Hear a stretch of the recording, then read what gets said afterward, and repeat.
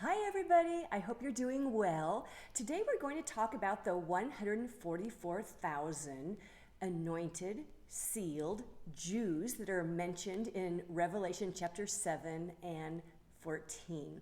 And in this video, we're going to kind of learn the 5 W's: who, what, where, when, and why of them. And to do this, we need to go all the way back and review God's covenant to Abraham, his friend. Yeah, wouldn't you love to be called the friend of God? Well, we can study that out sometime and learn what it means to be a friend of God. But for this study, I think you're going to enjoy knowing who the 144,000 are that are mentioned in Revelation. And I realize that numerous people have come up with explanations. But let's look at what God said to Abraham in Genesis 12:2. I will make you a great nation, and I will bless you and make your name great, and so you shall be a blessing.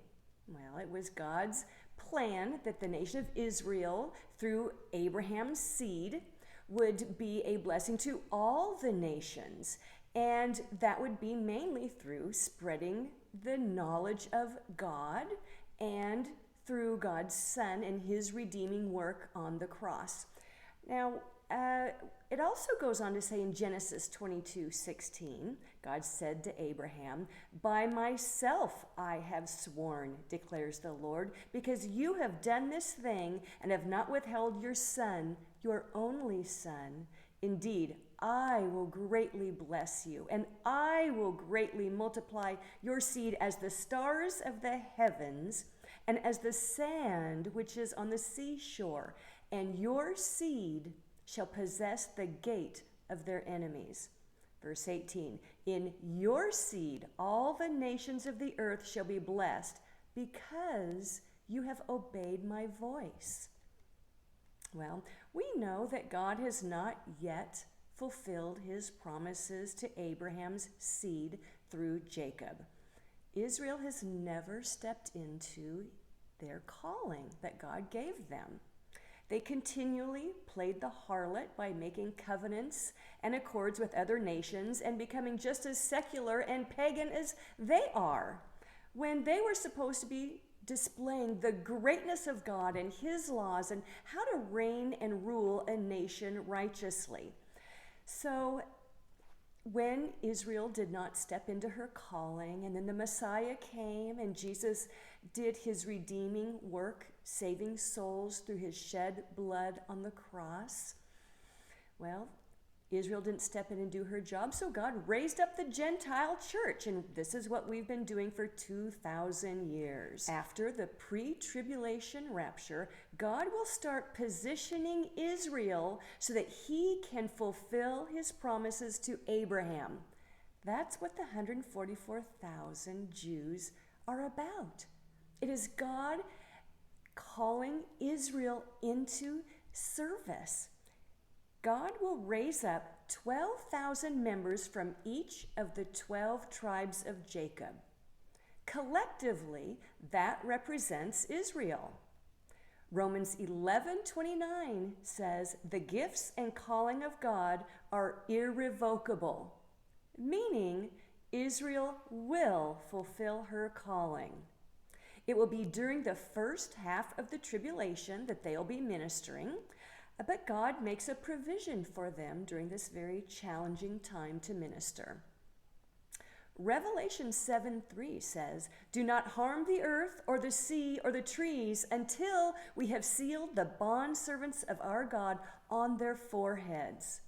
Well, these 144,000 Jews will pick up the baton that the church leaves behind at our rapture, and they will run with it. The 144,000 will finish the Great Commission which we have started. They will take the gospel to the ends of the earth, while the 2 witnesses are in Jerusalem prophesying.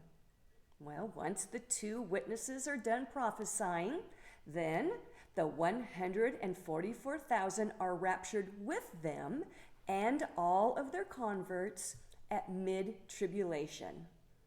The Old Covenant reveals 2 raptures. And for easy understanding, I call the pre-trib rapture the Enoch rapture of the bride, and I call the mid-tribulation rapture the Elijah rapture of the groom's attendants.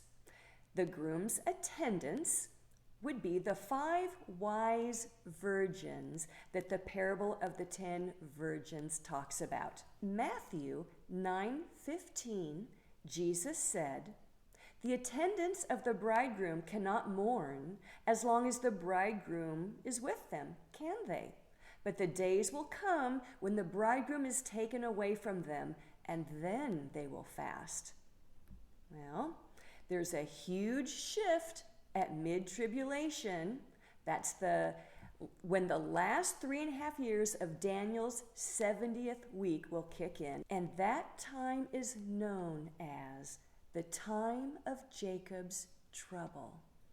It lasts that last 3.5 years of the 7-year tribulation.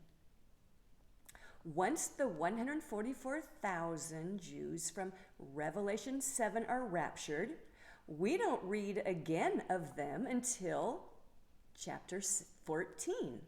But this time, they're in heaven with Jesus on the heavenly Mount Zion. It says in Revelation 14:1, "And I looked, and behold, the Lamb was standing on Mount Zion, and with him 144,000, having his name and the name of his Father written on their foreheads." Well, that was the seal of God. Revelation 14:2, "And I heard a voice from heaven like the sound of many waters, like the sound of loud thunder. And the voice which I heard was like the sound of harpists playing on their harps. And they sang a new song before the throne and before the 4 living creatures and the elders. And no one could learn the song except the 144,000 who had been purchased from the earth." Now think about this. Picture the scene. Jesus is standing with them on the heavenly Mount Zion, and they are standing before the throne of God, basically singing before the Father, and it says the 4 living creatures and the elders. So Jesus is in their midst. Oh, I love that. Jesus is presenting them to his Father. He's standing among them, presenting them, and they're singing. Oh, I love this. And Angeline in our group, she found the most beautiful verse that reveals the 144,000 Jews in the book of Isaiah 51:11. And God here is not speaking about the Gentiles, but he's speaking about Israel.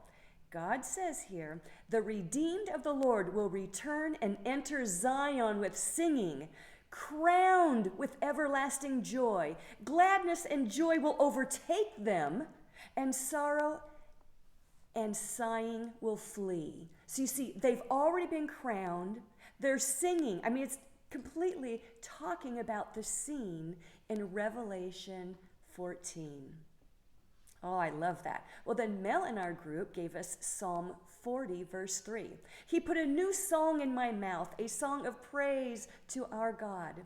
And then Noah thought to look up Psalm 144, connecting the 144,000 to Psalm 144. And so I would love for you to go through and read that, because it really is an amazing description of what the conditions will be like while they are ministering during this very dark period on the earth.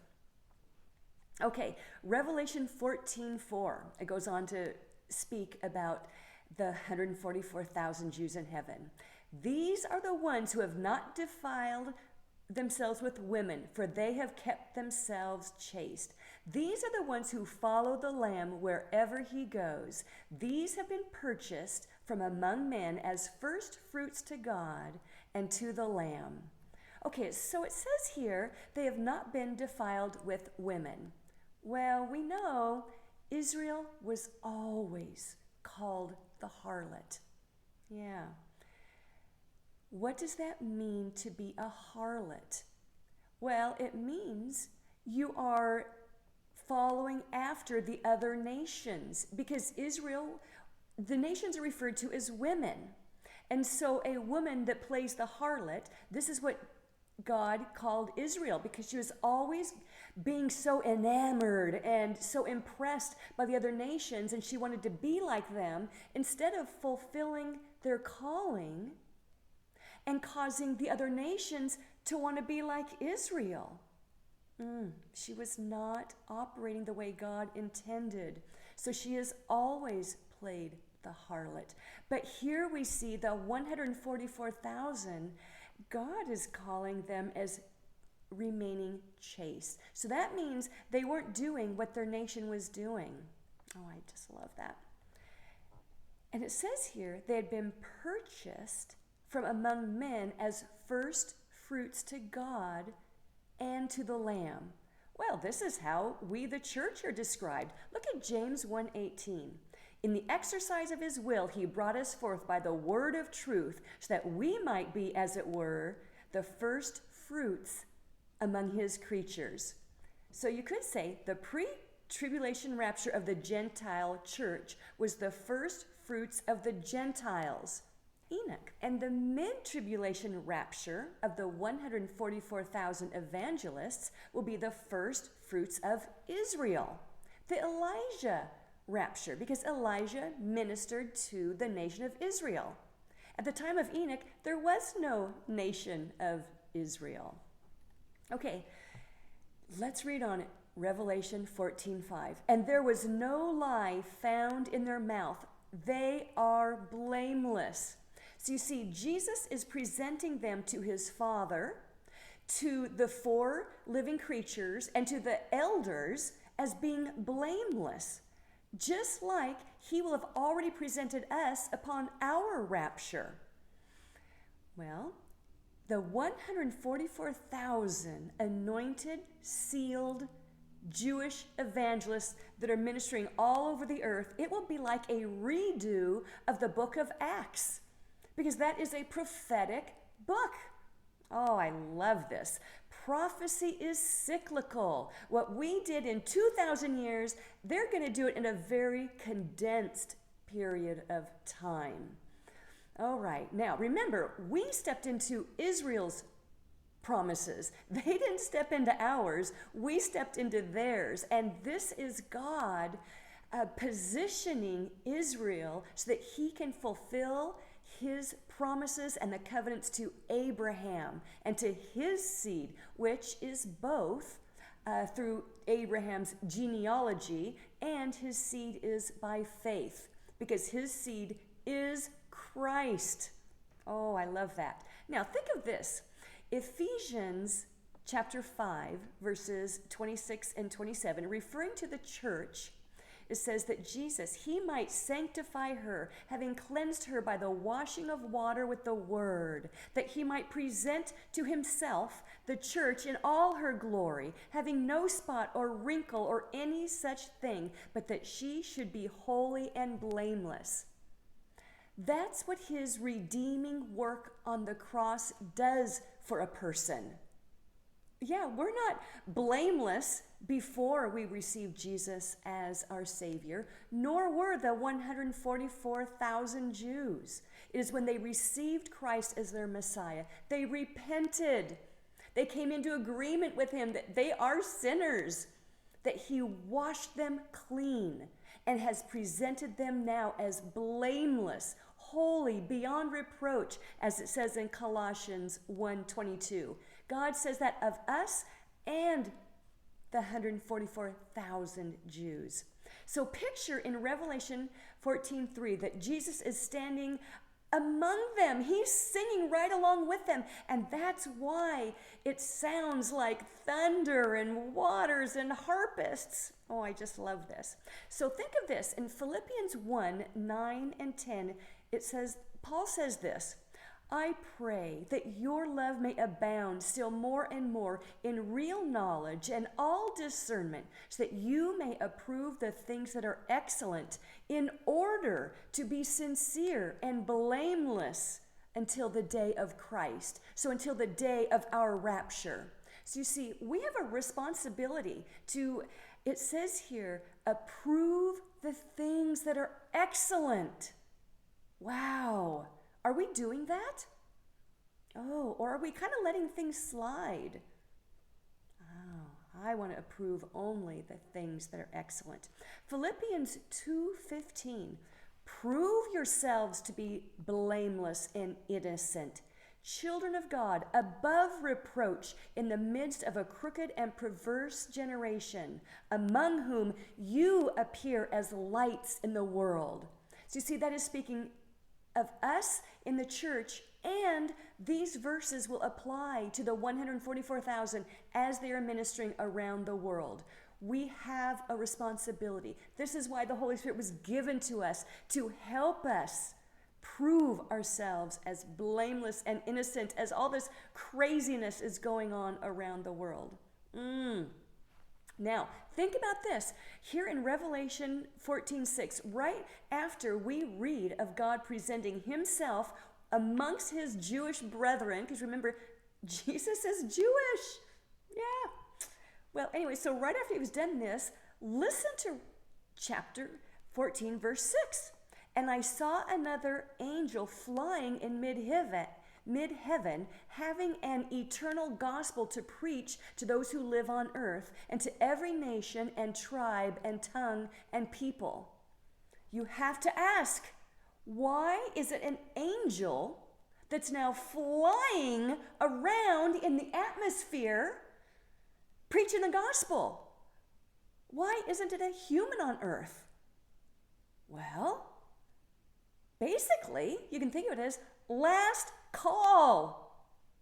God is making sure. Now, apparently, everyone on earth who could have preached the gospel, for some reason, they're not able to.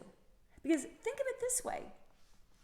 Just like the sleepy church of Sardis and Laodicea will be left behind after the Enoch rapture, our rapture, they will have to go through a refining fire of tribulation, and they'll be martyred.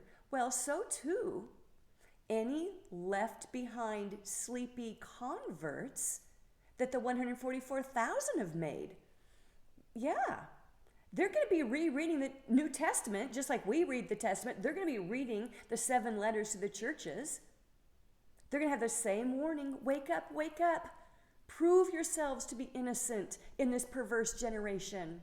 Well, there's going to be left behind believers after the mid-tribulation rapture. Because remember, Bible prophecy is cyclical.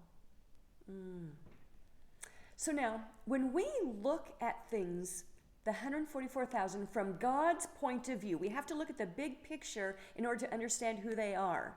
Many say that they're Gentiles. Well, no, they're not Gentiles. They're Jewish because they are the first fruits of Israel. They have not been taken up to heaven yet. God is wanting to fulfill his promises to Abraham. So the big picture is, from God's point of view, he is wanting to replace all the wicked rulers, powers, principalities in heavenly places. He is going to replace them with those who are blameless and holy and have immortal bodies. People who have been raptured or refined through the fire of tribulation and die in the tribulation, and then they're given garments when they get up to heaven, their souls are. So then the nation of Israel, the remnant that's left behind when Jesus comes at his second advent, there will be believers. There will be some who believe the last call that this angel is delivering from mid-heaven. There will be people who will receive and will wake up when this angel is flying around the earth. Wow, that's amazing. They'll wake up. They will remain in their mortal bodies. Well, it is the will of God that the nation of Israel, via the promises he made to Abraham, they are going to replace all the wicked politicians and rulers. Yeah. So the church has a heavenly calling. Israel has an earthly calling. And both of us will be ruling and reigning. Just we'll be in glorified bodies. They will be in mortal bodies. Okay? Well, I hope this might give a little bit different perspective for you to consider of who the 144,000 Jews might be. I feel like it ties up a lot of loose ends. It definitely shows how God is going to fulfill his promises to Abraham, his friend, and to his seed in the natural. Okay? Well, if you have some thoughts, I'd love to hear them. Thank you for listening, and I'll talk to you later. Bye!